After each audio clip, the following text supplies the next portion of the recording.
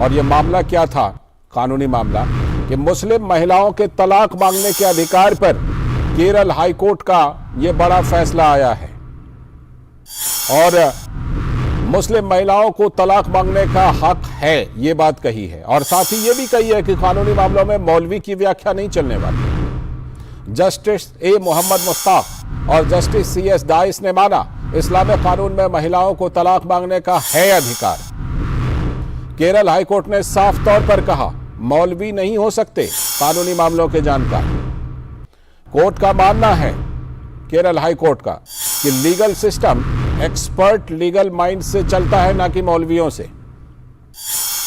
अगर पति नहीं भी चाहता है तब भी पत्नी खुला वो तलाक से ही जुड़ा हुआ है, ले सकती है, यह केरल हाईकोर्ट ने कहा है।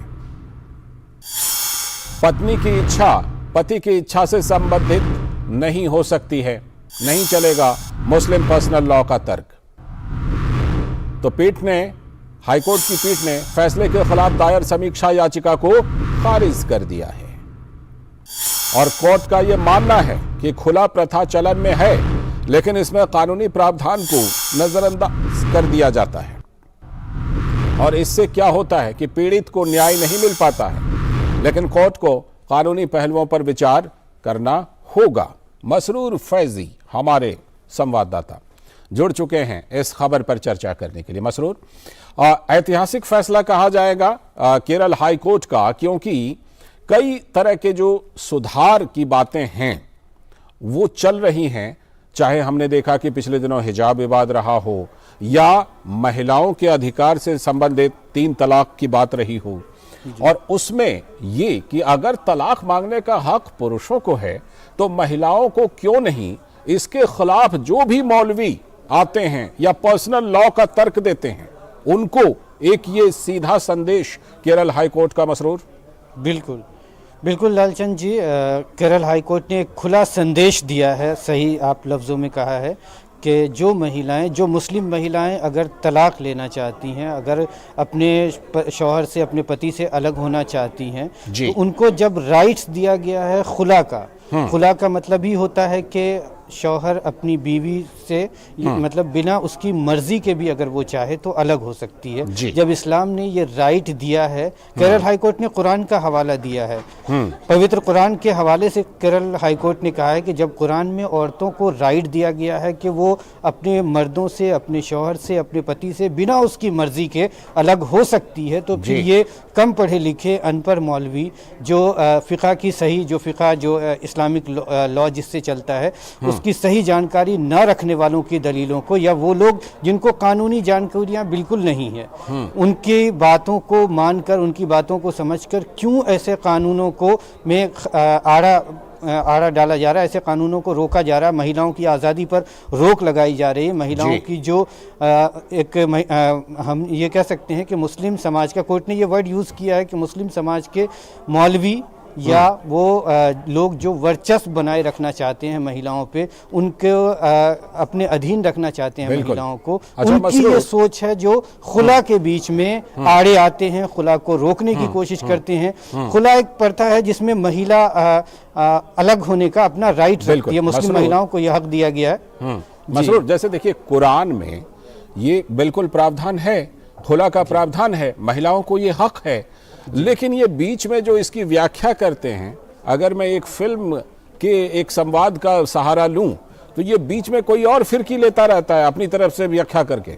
जी, मैं उसको एक आपको शेर में अगर लालचंद जी सुनाना चाहूँ कि जो नकाब रुख उठा दी तो ये शर्त भी लगा दी, उठे हर एक निगाह लेकिन लबे बाम तक न पहुँचे। यानी कि आपको राइट भी दिया गया है, आपके पास हक भी है, लेकिन आप उस हक का इस्तेमाल नहीं कर सकते। तो ये कौन सा राइट है, ये कौन से हक की बात है? अगर इस्लाम ने खुला का हक दिया है, औरतों को दिया है, उसको हक दिया गया है कि आप अपने शौहर से अगर आप नहीं रहना चाहती हैं उसके साथ, तो आप उससे अलग हो सकती हैं, तो फिर इसमें ये प्रावधान क्यों लगाए जाते हैं, शर्त क्यों लगाई जाती है कि खुला मर्द जब चाहे तो वो अपनी मर्जी से तलाक दे, या पहले मर्द से आप तलाक मांगिए। असल जो याचिका दायर की गई वो यही की गई थी कि मर्द से पहले औरत जो है मर्द के पास जाए, उससे तलाक मांगे, अगर वो तलाक नहीं देता तो फिर अदालत जाए।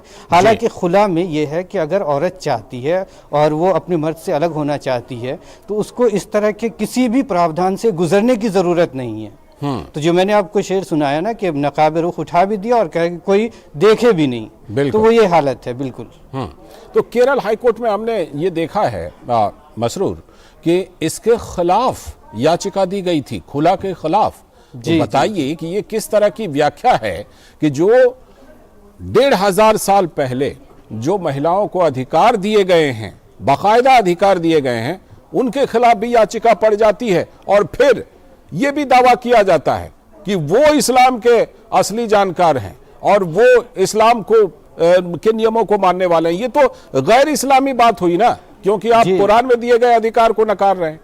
जी बिल्कुल लालचंद जी, केरल हाई कोर्ट की दो बेंच ने, जस्टिस मुश्ताक और जस्टिस डाइस की जो बेंच ने इसी पे फटकार लगाई है, और ख़ास करके उन मौलवियों को जो फ़िक़ा की सही समझ नहीं रखते, इन वर्ड्स का यूज़ किया है, जो इस्लामी फ़िक़ा है उसकी जो लोग सही समझ नहीं रखते हैं वो आके कानूनी दाव पेच की बात करते हैं, वो आकर लीगल राइट्स की बात करते हैं। ये बातें करने का हक़ उन लोगों को है जिन्होंने लीगल की पढ़ाई की है, उसका एक सिस्टम है, ये उस तरह की बातें वो लोग कर सकते हैं। लेकिन जो अनपढ़, कम पढ़े लिखे, फ़िक़ा की समझ न रखने वाले मौलवी भी आकर दावा करते हैं कि औरतों को राइट नहीं है, उन्हीं को फटकार लगाई है। और कुरान में खुले लफ्ज़ों में इसका जिक्र किया गया है कि औरतों को राइट दिया गया है, हक़ दिया गया है कि अगर वो अपने शौहर के साथ नहीं रहना चाहती है, मैं इसका मतलब बता रहा हूँ कि अगर नहीं रहना चाहती है तो वो अपने शौहर से अलग हो सकती है।